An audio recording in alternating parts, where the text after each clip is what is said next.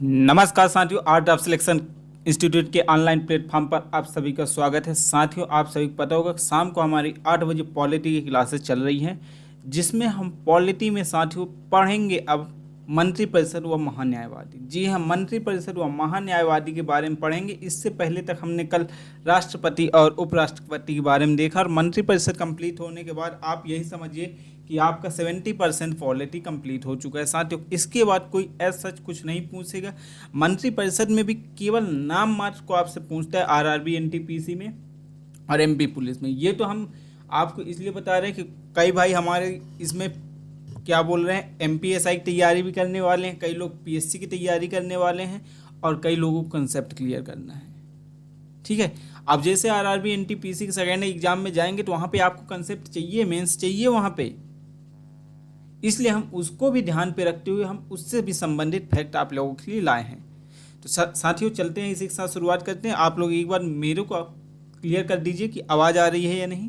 एक बार कमेंट करके बताएं क्या आवाज़ क्लियर है या नहीं। इसके बाद हम सेशन को कंटिन्यू रखते हैं। साथियों, प्लीज़ कमेंट कीजिए। आज ज़्यादा नहीं है, हमारा लगभग आधे घंटे में क्लासेस कंप्लीट हो जाएंगे। साथियों, लगभग आधे घंटे चलेंगे, इससे ज़्यादा नहीं। तो साथियों, ये हमारा क्लास नंबर कौन सा है? 11वां क्लास है आज का। तो चलिए शुरुआत करते हैं सेशन की। साथियों, मैंने जैसे बोला कि आज हम पढ़ेंगे मंत्रिपरिषद। अब मंत्रिपरिषद के बारे में मैं आपको पूरा फ्लो चार्ट में बता दूंगा। जैसे मैंने आपको कल प्रधानमंत्री के बारे में बता दिया था, उप प्रधानमंत्री के बारे में बता दिया, राष्ट्रपति के बारे में बता दिया था, फ्लो चार्ट जितना बता दिया था उतना आपका वर्तमान में इम्पोर्टेंट है। बाकी चीज़ें आपको बाद में काम आएंगी ही आएंगी। बात करेंगे आज मंत्रिपरिषद की कि मंत्रिपरिषद क्या होते हैं, क्या इनका कार्य है, क्या कैसा प्रोसेस है। साथियों, मंत्रिपरिषद क्या होती है? ये कई प्रकार के मंत्रियों होते हैं, 3 प्रकार से होते हैं। एक तो कैबिनेट मंत्री होती है, एक होता है राज्य मंत्री, एक होता है उप मंत्री। कैबिनेट मंत्री क्या होते हैं साथियों? तो कैबिनेट मंत्री वे मंत्री होते हैं जो अपने विभाग के क्या होते हैं, प्रमुख होते हैं। जो सबसे प्रमुख होते हैं, मंत्रिपरिषद के सबसे प्रमुख होते हैं, वो कैबिनेट मंत्री कहलाते हैं। और साथियों, कैबिनेट मंत्री एक ऐसे मंत्री हैं जो हर एक बैठक में भाग लेते हैं और उन्हें अधिकार होता है। और कैबिनेट मंत्री को ही क्या बोला जाता है? वास्तविक नीति निर्धारक बोला जाता है। क्लियर है? एक होता है राज्य मंत्री, जो राज्य में होता है। ठीक है, राज्य मंत्री को अपन बोलते हैं साथियों, फिर बोला जाता है द्वितीय स्तर के मंत्री। कौन से स्तर के बोला जाता है? द्वितीय स्तर का बोला जाता है। द्वितीय स्तर का क्यों बोला जाता है? तो साथियों, वो कैबिनेट मंत्री के सहयोगी होते हैं, इसलिए उनको क्या बोला जाता है? द्वितीय स्तर के। इनमें और कैबिनेट में अंतर क्या होता है? तो कैबिनेट मंत्री और राज्य मंत्री में अंतर साथियों केवल और केवल होता है कि मंत्रिपरिषद के बैठक में भाग नहीं लेते। तो मैं ये सब चीज़ें बताऊंगा, थोड़ा थोड़ा मैं लिखते जाऊं, तब तो आप लोगों को समझ में आएगा। और आप लोग भी फ्लो चार्ट बनाइए। ये 3 स्तरीय होते हैं साथियों। कितने स्तरीय होते हैं? 3 स्तरीय। कौन कौन से होते हैं? एक होता है कैबिनेट मंत्री, सेकंड होता है आपका राज्य मंत्री,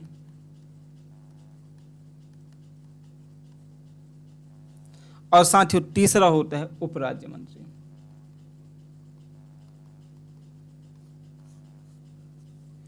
ये 3 चीजें होते हैं, याद रखना।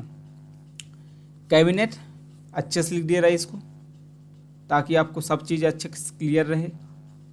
ठीक है ना, कोई भी परेशानी ना हो, कोई भी दिक्कत ना हो। आप नोट डाउन इसको करते चलिएगा।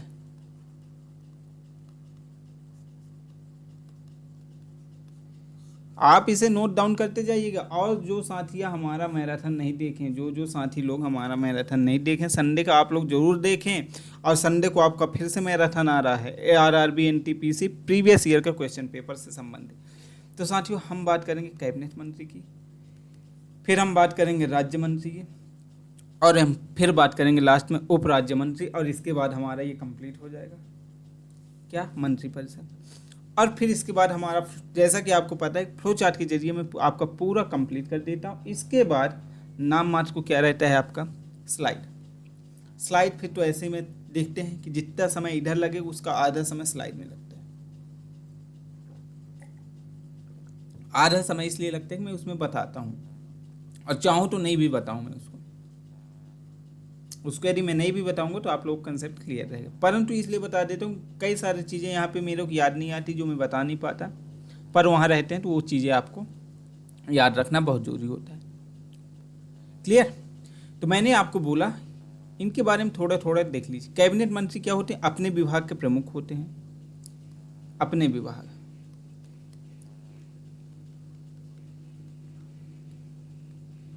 अब अपने विभाग जैसे शिवराज सिंह चौहान कृषि मंत्री प्रमुख, ठीक है, ऐसे सब लोग क्या रहते हैं? अपने अपने विभाग के प्रमुख रहते हैं।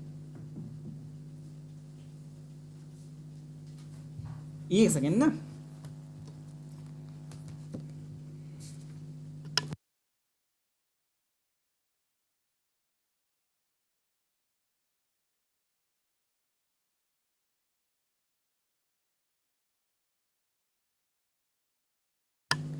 जैसे समझना एग्जाम्पल, मैंने क्या बोला?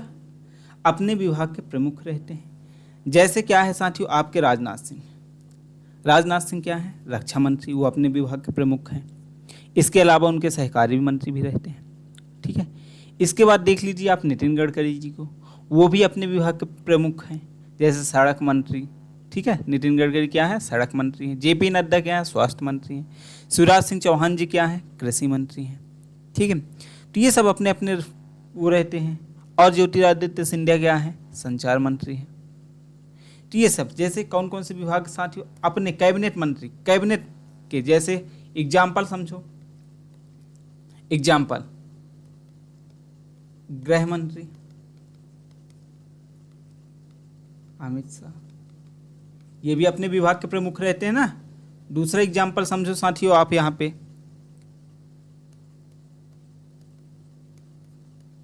निर्मला सीतारमण, ये किससे संबंधित है साथियों? तो ये वित्त मंत्री से संबंधित है। तो इनके अलावा यहाँ पे मंत्री कोई नहीं रहती, ये अपने खुद में एकदम प्रमुख हैं। एक होते हैं शिवराज सिंह चौहान, मामा जी याद होगा, ये कृषि एवं किसान कल्याण मंत्री।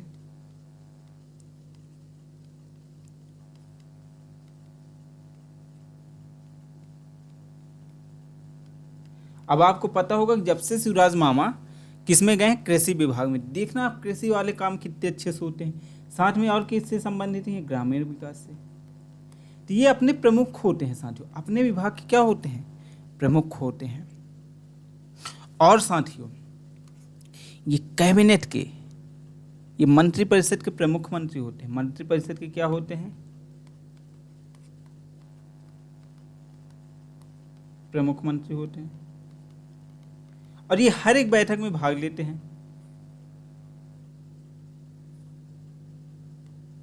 हर बैठक में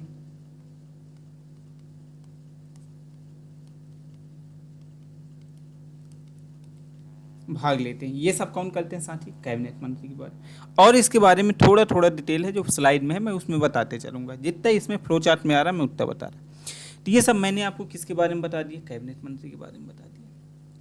क्या बता दिया? अपने विभाग के प्रमुख होते हैं, जैसे गृह मंत्री कौन है? जल्दी से बताइए। अमित शाह। रक्षा मंत्री राजनाथ सिंह, ठीक है। इसके बाद नितिन गडकरी सड़क मंत्री, नरेंद्र मोदी प्रधानमंत्री, ठीक है ना। जेपी नड्डा स्वास्थ्य मंत्री, एस जयशंकर विदेश मंत्री, शिवराज सिंह चौहान कृषि विकास मंत्री, मनोहर लाल आवास और शहरी कार्य मंत्रालय, पीयूष जी क्या है? वाणिज्य और उद्योग मंत्री। ऐसे सब अपने अपने मंत्रालय क्या रहते हैं साथियों? प्रमुख रहते हैं। क्लियर है? तो ये सब किसके अंतर्गत आ जाते हैं? जल्दी से बताइए। ये सब कैबिनेट मंत्री के अंतर्गत आ जाते हैं। इसके बाद आते हैं साथियों राज्य मंत्री।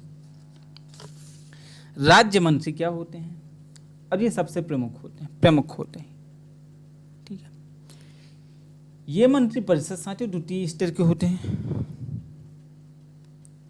किसके स्तर के होते हैं? द्वितीय स्तर के होते हैं। और क्या होते हैं? कैबिनेट के सहयोगी होते हैं।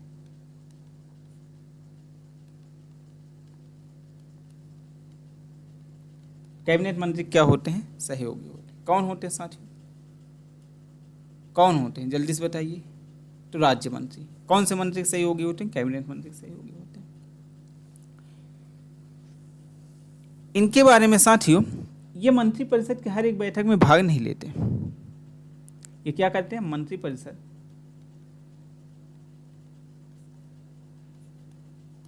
बैठक में भाग नहीं लेते।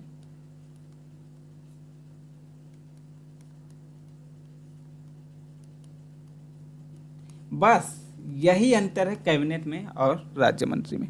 बस यही अंतर है साथियों को, मंत्रिपरिषद में बैठक में भाग नहीं लेते हैं राज्य मंत्री, और कैबिनेट मंत्री लेते हैं। बस इनके अंतर यही क्या है, एक अंतर है।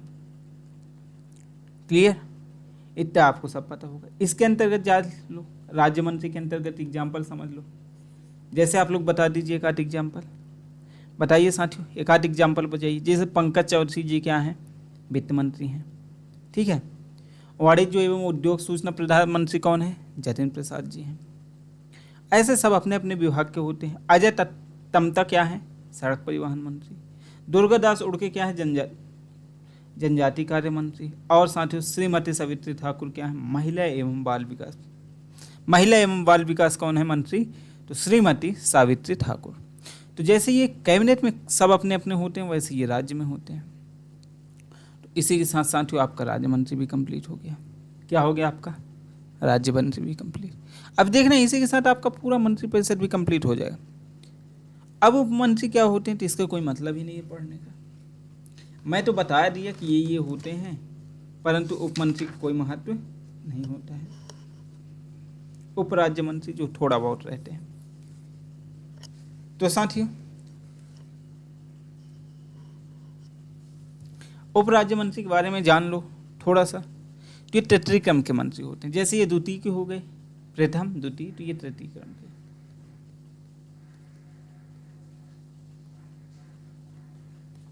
कौन से होते हैं? तृतीय क्रम के होते हैं। ये दोनों के सहयोगी होते हैं।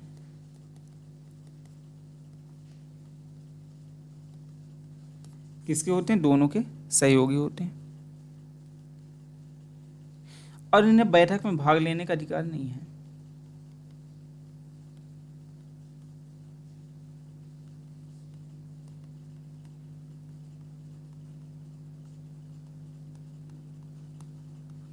ये सब चीजें पढ़ो, मैं एक सेकंड में आ गया।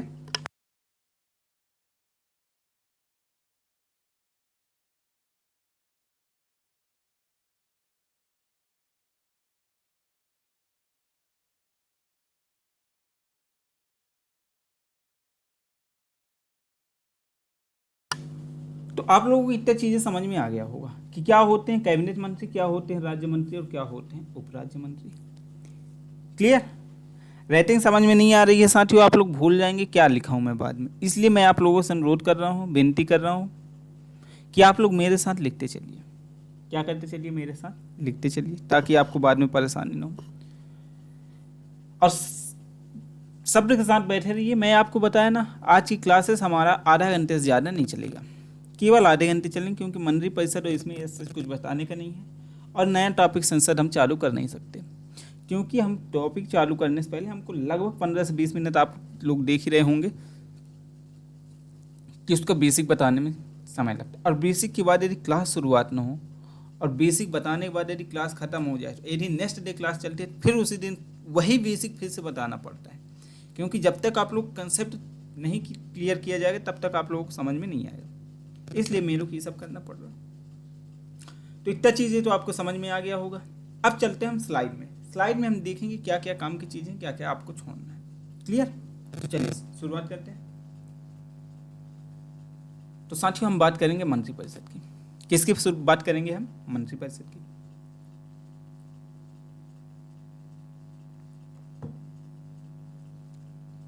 अब मंत्रिपरिषद में संरचना, तो संरचना वही बताया साथियों, 3 होते हैं। कौन कौन से बताया था मैंने आपको? कैबिनेट मंत्री, 3 संरचना बताया हूं। राज्य मंत्री, दूसरा, और तीसरा क्या है? उप राज्य मंत्री। 3 मंत्री मैंने आपको बताया, वही यहाँ पे तीनों का उल्लेख है। संरचना कौन सी है? त्रिस्तरीय। याद रखना, संरचना त्रिस्तरीय। क्या है साथियों? संरचना त्रिस्तरीय है।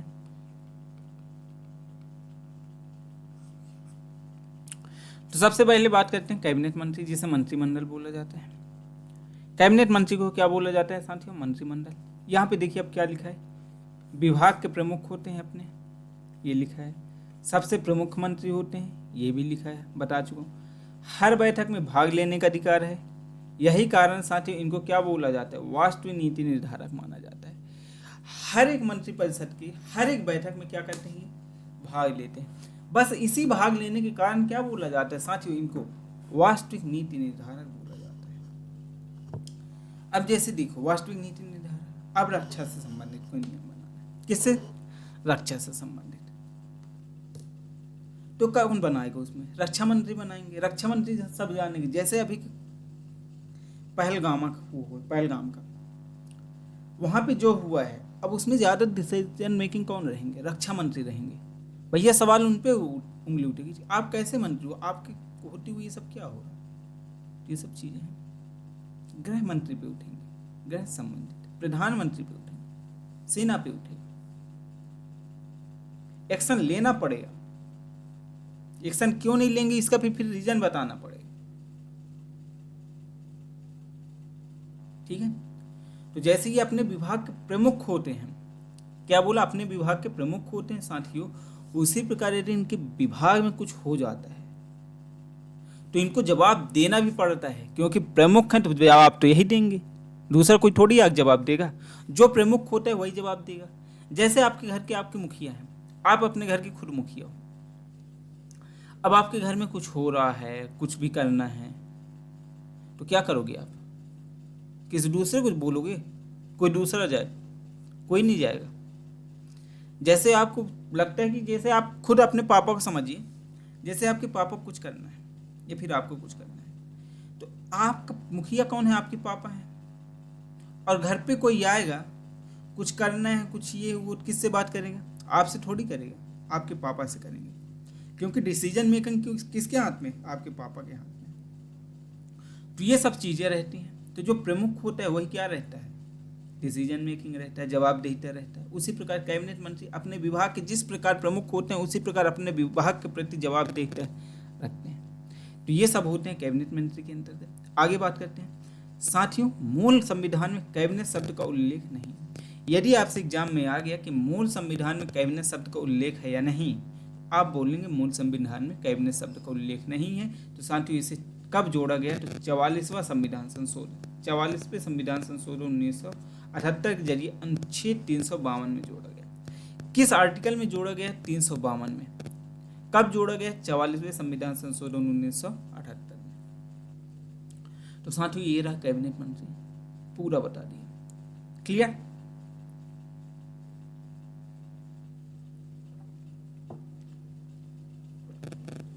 अब आते हैं राज्य मंत्री।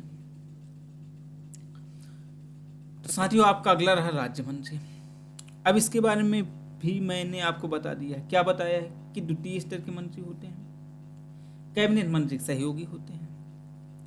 क्या अंतर देखो, अंतर मैंने आपको क्या बताया था? मंत्रिपरिषद की बैठक में भाग नहीं लेते, परंतु कुछ राज्य मंत्री अपने विभाग के स्वतंत्र प्रभार भी मिल जाते हैं। अपने विभाग को उन्हें क्या मिल जाता है? स्वतंत्र प्रभार। मतलब कि वो स्वतंत्र होते हैं अपने विभाग के कार्य के लिए। ठीक है ना?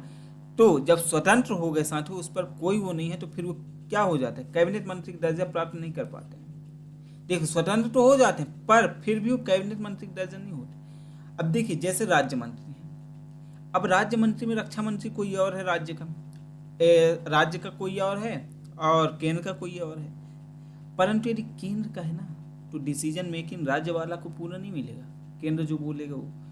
परंतु कुछ ऐसे मंत्री रहते हैं जो राज्य में ही रहते हैं, केंद्र में नहीं है, उनको खुद का डिसीजन मेकिंग, तो फिर वो अपने अकॉर्डिंग काम करते हैं। परंतु उनको कैबिनेट मंत्री का दर्जा नहीं मिलता है, ये लिखा हुआ है साथियों। उन्हें बुलावे पर मंत्रिपरिषद की बैठक में शामिल किए जाते। यदि बुलाया जाएगा तब जाके मंत्रिपरिषद में शामिल लेंगे कौन? राज्य मंत्री, अन्यथा नहीं जा सकते। केवल बुलाने की स्थिति पे ही मंत्रिपरिषद की बैठक में भाग लेंगे कौन? राज्य मंत्री। ये रहा राज्य मंत्री कंप्लीट।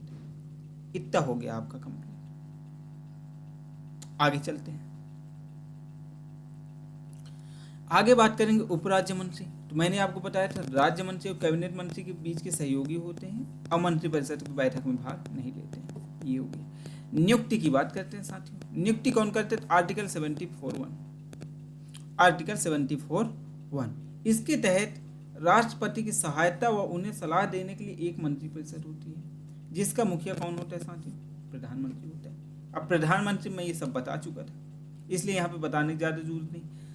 आर्टिकल 74(2) न्यायालय में जांच नहीं की जा सकती मंत्रियों ने राष्ट्रपति को सलाह क्यों नहीं दी। यदि राष्ट्रपति, मैंने आपको कल बताया था शक्तियां, यदि इन्होंने राष्ट्रपति को सलाह नहीं दी तो ये न्यायालय में जांच नहीं किया जाएगा कि क्यों आपने सलाह नहीं दिया, और दिया भी तो क्यों दिया। ये सब वहाँ पे नहीं होंगी 172 की। तो ये सब कुछ याद नहीं करना है आपको ये सब कुछ नहीं देखना, बस इतना देखना है नियुक्ति कौन करते हैं, तो राष्ट्रपति की सहायता के लिए इनकी नियुक्ति होती है। क्लियर? आगे चलते हैं। योग्यता। योग्यता की बात करें तो इनकी सिफारिश कौन करते हैं साथियों? प्रधानमंत्री। प्रधानमंत्री चाहे तो जिनको कैबिनेट मंत्री बना सकते हैं, ठीक है। और ये कैबिनेट मंत्री गठन करने में प्रधानमंत्री ही राष्ट्रपति की मदद करते हैं। अब मान लो आपको प्रधानमंत्री बोल दिए कि आपको गृह मंत्री बनाना है, तो ये किसके पास बोलेंगे? ये आपकी सिफारिश किसके पास ले जाएंगे? राष्ट्रपति के पास, कि बोलेंगे महोदय जी इस व्यक्ति को ये मंत्री बना दीजिए, इसके लिए प्रमुख है। तो क्या हो गया? एक तरह से आपका सिफारिश हो गया, ठीक है। तो योग्यता हो गई। और योग्यता क्या है? 75(5) लोकसभा और राज्यसभा किसी भी एक सदस्य हो, किसी भी सदन का एक सदस्य होना है, चाहे लोकसभा से आप सदस्य हो चाहे राज्यसभा से, तब जाके आप मंत्रिपरिषद का दर्जा आपको प्राप्त होगा। शपथ। शपथ की बात करते हैं साथियों। शपथ इनको आर्टिकल 75(4) के तहत दिया जाता है। 75(4) के तहत इनको शपथ दिया जाता है। किसके द्वारा दिलाया जाता है? तो राष्ट्रपति के द्वारा दिलाया जाता है। ये मंत्रिपरिषद की पूरी कहानी है। वो हमने त्रिस्तरीय अलग पढ़े, कैबिनेट मंत्री, राज्य मंत्री, उप राज्य मंत्री। इसके बाद हमारा चालू क्या हो गया है? उनकी शपथ, योग्यता और क्या देख लिया? नियुक्ति। क्लियर? आगे देखते हैं। पदावधि। तो साथियों इनका कार्यकाल क्या होता है? 5 वर्ष होता है। निम्न स्थितियों में पद पर बने रहते हैं। जहां निम्न स्थितियों में ये अपने पद पर बने रह सकते हैं। पहला, लोकसभा में बहुमत दल कायम हो 5 वर्ष के बाद भी, ठीक है, तब भी बने रह सकते हैं। दूसरा साथी, लोकसभा चुनाव बाद नवीन मंत्रिमंडल के गठन के पूर्व, मतलब लोकसभा चुनाव हो रहा है और जब तक नया मंत्रिमंडल नहीं बना है, मंत्रिमंडल का गठन नहीं हुआ, तब तक ये क्या करेंगे? अपने पद का प्रमुख रहेंगे और अपने पद पर बने रहेंगे। या फिर जब तक प्रधानमंत्री का विश्वास प्रस्ताव बना रहे, मतलब जब तक प्रधानमंत्री रहे उनके प्रति विश्वास प्रस्ताव लाया जाता है। यदि विश्वास प्रस्ताव पारित हो गया तब भी ये रहते हैं। और साथियों राष्ट्रपति के प्रसाद पर्यंत, मतलब जब तक राष्ट्रपति चाहे तो उनको मंत्री बनाए, जिस दिन न चाहे भगा देंगे कि भैया चलो अब निकलो, हो गया आपका। ये हो गया पदावधि। पद मुक्ति की बात करते हैं। अगला टॉपिक है पद मुक्ति। तो साथियों कब कब क्या होता है? स्वेच्छा से राष्ट्रपति त्याग पत्र देंगे, या प्रधानमंत्री की सलाह पर राष्ट्रपति द्वारा हटाए जाएंगे, या संसद की सदस्यता चले जाने पर, या फिर मृत्यु हो जाने पर। ये सब आप लोग देख लेना जरूरी नहीं है। कार्य और शक्ति देख लेना, ये 75 ही है। 75 तो व्यक्तिगत है ये, ठीक है, सुधार लेना व्यक्तिगत रूप से। देखिए अब ये याद रखना, ये किसके प्रति उत्तरदायी रहते हैं? उत्तरदायी। तो साथियों 75(2) के तहत पूछेगा कि मंत्रिपरिषद किसके अंतर्गत किसके प्रति उत्तरदायी होती। तो आर्टिकल 75(2) ये पढ़ना है। ये जैसे मैंने आपको उधर नहीं पढ़ाया, मोस्ट इंपॉर्टेंट, उधर मैंने आपको नहीं बता पाया था। तो ये चीज आपको पढ़ना है कि मंत्रिपरिषद व्यक्तिगत रूप से राष्ट्रपति के उत्तरदायी होते हैं, राष्ट्रपति के प्रति उत्तरदायित्व होता है इनका, जवाबदेहिता, और सामूहिक रूप से लोकसभा के प्रति। 75(2) में राष्ट्रपति के विरुद्ध, राष्ट्रपति के प्रति जवाबदेहिता होते हैं, और 75(3) के तहत साथियों ये सामूहिक रूप से, व्यक्तिगत रूप से राष्ट्रपति, सामूहिक रूप से लोकसभा। बस ये याद है, व्यक्तिगत रूप से राष्ट्रपति और सामूहिक रूप से लोकसभा के प्रति उत्तरदायी रहते हैं या फिर जवाबदेही रहते हैं। क्लियर है? आगे चलते हैं। और साथियों, राष्ट्रपति को उनकी शक्तियों के निर्वहन में परामर्श देना, मतलब उनके शक्तियों से संबंधित उनको क्या करते हैं, परामर्श देते हैं। और साथियों, किसी भी सदन में भाग ले सकते हैं। मंत्रिपरिषद क्या होते हैं, किसी भी सदन में भाग ले सकते हैं, जवाब दे सकते हैं, परंतु मतदान उसी सदन में कर सकते हैं जहां से वो सदस्य हैं। मतलब कि समझो इसका, जैसे वक्फ बिल आया, वक्फ बिल चल रहा था, अब उसमें देखना, कई लोग लोकसभा से, जब राज्यसभा में उसका चर्चा चल रहा था, कई लोग राज्यसभा में चले गए थे, क्या कर दिए थे, राज्यसभा में चले गए थे, और कई लोग राज्यसभा के लोकसभा में चले गए थे। तो आप राज्यसभा लोकसभा में घूम फिर सकते हो, यहाँ भी जा सकते हो, वहां भी जा सकते हो, भाग ले सकते हो, कोई पूछ रहा आप उसका जवाब भी दे सकते हो, क्वेश्चन भी कर सकते हो, हर कुछ भी कर सकते हो, जो जो हो सकता है सब कर सकते हो। बस एक चीज के सिवा, जब वहां पे मतदान होगा, क्या होगा, मतदान, तो साथियों तब आप वहां पे मतदान नहीं दे सकते। क्यों नहीं दे सकते, क्योंकि भैया आप लोकसभा के सदस्य, यदि लोकसभा में हो रहा है तो आप लोकसभा में ही देंगे, क्योंकि आप लोकसभा के सदस्य हैं। और यदि आप राज्यसभा के सदस्य हैं, तो जब राज्यसभा में मतदान होगा तो आप राज्यसभा में ही देंगे। क्यों देंगे ये बताइए। जैसे आप लोग चुनाव, आप अपना सिंपल उदाहरण समझिए, जैसे पंचायत का चुनाव होता है, तो भैया वहां के नागरिक फिक्स होते हैं ना, कितने लोग हैं। अब ये बताओ कि तुम्हारे यहाँ नागरिक फिक्स हैं, तो क्या तुम अपने पंचायत से दूसरे पंचायत के यहाँ वोट देने जाते हो, नहीं जाते हो। हाँ, बैठक में भाग ले लोगे, पूछ लोगे, हर चीज पूछोगे, क्या है रीजन, क्यों करना है ऐसा, वो क्वेश्चन पूछेंगे तो आप जवाब भी दोगे, ये भी आप कर सकते हो। परंतु साथियों, बोलेंगे कोई बिल आया, कोई नोटिस आया कि उसको अब पारित करना है या फिर रद्द करना है, तो आपसे विचार विमर्श मांगा जाएगा कि इसको क्या करना चाहिए, इस पे क्या डिसीजन लेना चाहिए। तब आप क्या करेंगे, क्या उस पर आप वोटिंग कराएंगे, आपसे नहीं कराएंगे। क्यों नहीं कराएंगे, क्योंकि आप बाहर के व्यक्ति हो। सेम उसी लोकसभा राज्यसभा में होते, क्लियर। तो ये रहा पूरा कैबिनेट मंत्री। तो साथियों, इसी के साथ हमारा कैबिनेट मंत्री कंप्लीट होता है। क्या होता है, कैबिनेट मंत्री कंप्लीट होता है। अब हम बात करेंगे महान्यायवादी, और इस कंप्लीट करते ही हमारा सेशन कंप्लीट हो जाएगा। तो चलिए, पानी वानी पी लीजिए आप लोग, इसके बाद इसको स्टार्ट करते हैं।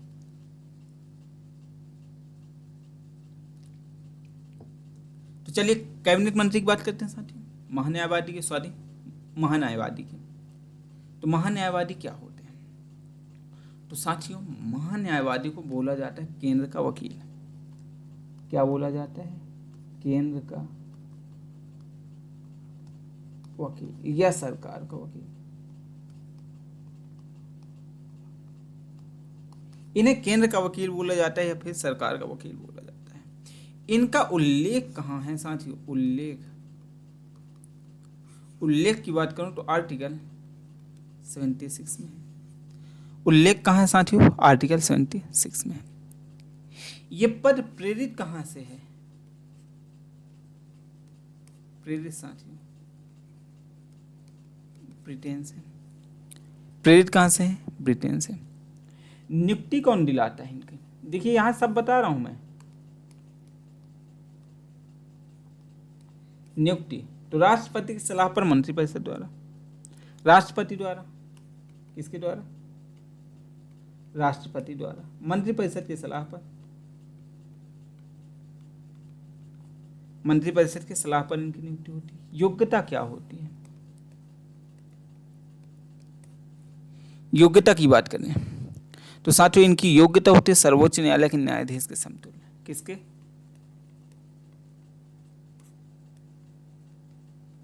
सर्वोच्च न्यायालय के न्यायाधीश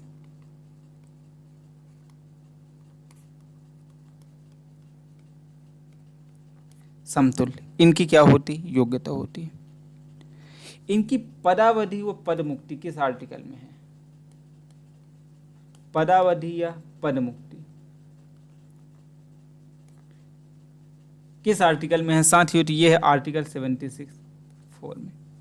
ठीक है। वेतन भत्ता इनको कहां से मिलता है, वेतन भत्ते,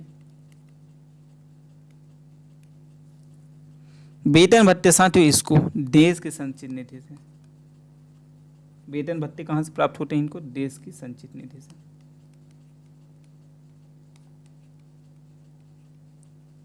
देश की संचित निधि से इनको वेतन भत्ते प्राप्त होते। बस इतना ही याद करना है आप साथियों, बस इतना ही आपको पढ़ना है, इसके अलावा इसमें कुछ नहीं पढ़ना है। आपको यदि देखना होगा देख लेना, स्लाइड तो मैं चला दूंगा एक बार, परंतु मेरा यदि सजेशन है, मेरा यदि बात मानोगे तो मैं बोलूँगा बस इतना ही आप पढ़ लेना, इतने में आपका कंप्लीट हो जाएगा। यदि महान्यायवादी से बस इतना बोले कि महान्यायवादी कौन होते हैं, केंद्र के वकील होते हैं सरकार की। तो ये सब कुछ नहीं पूछा, बस ये पूछा जाता है किस आर्टिकल में है बस। तो आर्टिकल साथियों 76 में है। अब जो मैं ये यहाँ पे बताया हूँ ना फ्लो चार्ट, यही है पूरा। और वर्तमान में कौन है महान्यायवादी, तो आर वेंकट रमन है 16वें नंबर के, ये भी आप सभी को पता है 16वें नंबर के कौन है, आर वेंकट रमन। क्लियर है, ये सब आप चीजें देख लेना। मैं आपके लिए स्लाइड चला दे रहा। तो देखिए क्या लिखा है, महान्यायवादी अवस्थिति बात कर लिए 76। प्रथम कानूनी अधिकारी होते हैं, प्रथम विधि अधिकारी होते हैं देश का। संवैधानिक स्थिति ये याद रख लेना, वहां पे जो मैं नहीं बताया, ठीक है। प्रेरित कहाँ से साथियों, ब्रिटेन के संविधान से प्रेरित है। आगे चलते हैं,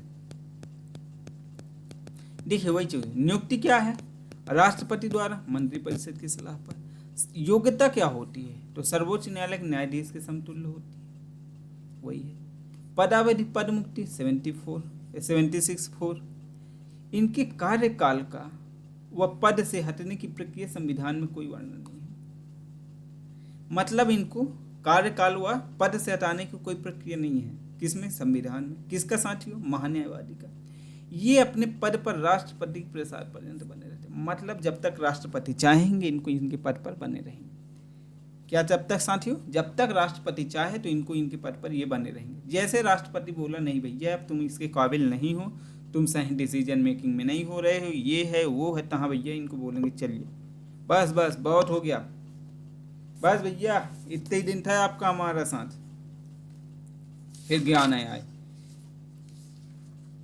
वो रहते हैं ना मिलन 7 दिन का तुम्हारा हमारा, बोलेंगे भैया यहीं पे मिलन था हमारा, आप चलिए हो गया है आपका बहुत, और ऐसे ही इनको निकाल दिया जाएगा, ठीक है। तो ये सब चीजें हैं। आगे चलते हैं साथियों, आगे देखिए स्वेच्छा से राष्ट्रपति को त्याग पत्र देकर। अब देखिए ये पूछ सकता है कि महान्यायवादी अपना त्याग पत्र किसे देंगे, तो राष्ट्रपति को देंगे, ये भी होगा। वेतन भत्ते किससे होते हैं, देश की संचित निधि से। ये देश लिख लेना, ये देश की संचित निधि पर भारित होता है। कार्य शक्तियां व अधिकार साथियों, तो ये देख लेना। तो देखो कार्य शक्ति अधिकार वैसे कुछ ऐसा सच है नहीं, पर मैं एक बार आप लोग बता दे रहा हूँ। देश के किसी भी न्यायालय में भारत का सरकार विधिक प्रतिनिधित्व करता है, ठीक है। संसदीय समिति का सदस्य हो सकता है साथियों, ये किसी भी सदन में भाग ले सकता है, किसी भी सदन, मतलब लोकसभा राज्यसभा। लोकसभा राज्यसभा किसी भी सदन में ये भाग ले सकता है, परंतु मतदान नहीं दे सकता। भाग लेगा परंतु साथियों क्या नहीं करेगा, मतदान नहीं दे सकता है। आगे बात करते हैं।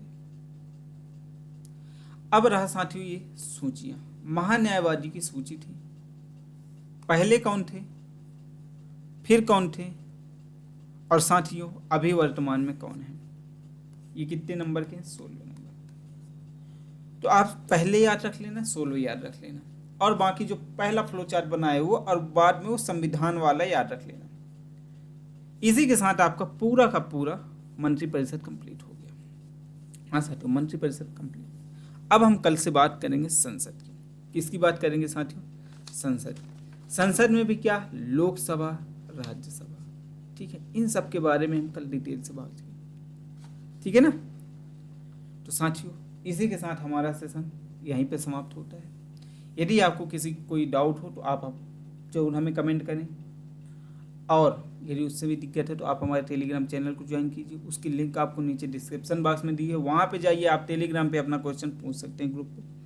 आपको क्या परेशानी है, क्या दिक्कत है, आपको सब वहाँ पे जवाब मिलेगा। या फिर वहाँ पे भी नहीं हो पा रहा तो आप इसी वीडियो के नीचे कमेंट में अपना कमेंट लिख दीजिए कि आपको क्या परेशानी है, क्या है, समझ में आ रहा है या नहीं है, ये सब हो जाएंगे। और इसकी पीडीएफ आपको यदि प्राप्त करनी है तो आपको हमारा टेलीग्राम चैनल ज्वाइन करना पड़ेगा साथियों, जिसकी लिंक आपको नीचे डिस्क्रिप्शन बॉक्स में दी हुई है।